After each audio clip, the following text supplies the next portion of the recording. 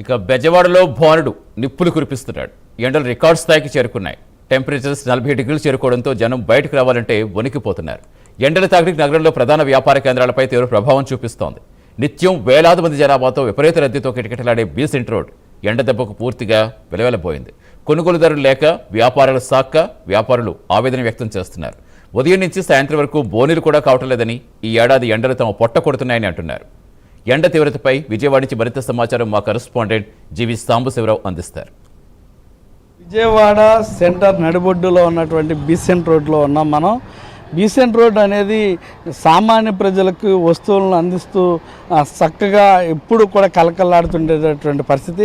ప్రస్తుతం ఉదయం ఈ ఎండ తీవ్రత తట్టుకోలేక పబ్లిక్ అయితే రోడ్డు మీదకి రాలేనటువంటి పరిస్థితి. ప్రస్తుతం బీసెంట్ రోడ్లో దుకాణాలు మనం చూస్తే కనుక ఇంకా ఖాళీగానే ఉన్నటువంటి పరిస్థితి. ఎండ వేడి తట్టుకోలేక ప్రజలు ఈ యొక్క విజయవాడలో ఉన్నటువంటి ఈ బీసెంట్ రోడ్డుకి వస్తువులు కొనడానికి కూడా రాలేనటువంటి పరిస్థితి మనం ప్రస్తుతం గమనిస్తున్నటువంటి పరిస్థితి. ప్రస్తుతం దుకాణాలు తెరిచి ఉన్నప్పటికీ కూడా దుకాణదారులందరూ కూడా ఖాళీగా ఉంటున్నటువంటి పరిస్థితి. ప్రస్తుతం బీసెంట్ రోడ్లు సెంటర్లో మనం ఉన్నాం. కొన్ని రోడ్లు అయితే పూర్తిగా ఖాళీగా కూడా కనిపిస్తున్నటువంటి పరిస్థితి. ఎండ తీవ్రత ఈరోజు 47 డిగ్రీల నుంచి 50 డిగ్రీల మధ్యలో ఉంటుందని ఇప్పటికే వాతావరణ శాఖ చెప్పినప్పటికీ కూడా ఇప్పటికే నడినెత్తున బాణుడైతే దంచి కొడుతున్నటువంటి పరిస్థితి విజయవాడ నడిబొడ్డును మనం చూస్తున్నటువంటి పరిస్థితి. విజయవాడలో కీలకంగా అంటే వ్యాపారానికి సంబంధించి బీసెంట్ రోడ్లో నిత్యం కూడా కొన్ని వేల మంది యొక్క మార్కెట్కి రావడాలు, మార్కెట్లో వస్తువులు చిన్న సన్న వస్తువులన్నింటినీ కూడా తీసుకుంటూ ఉంటారు.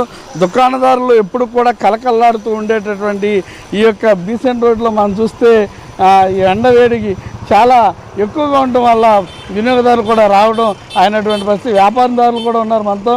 సార్ చెప్పండి, వ్యాపారం ఎలా సాగుతుంది? ఎండవేడి ఎలా ఉంటుంది? వ్యాపారం ఉండలేదండి ఎండకి. సాయంకాలం నుంచే ఇప్పుడు ఎండకే ఉండలే.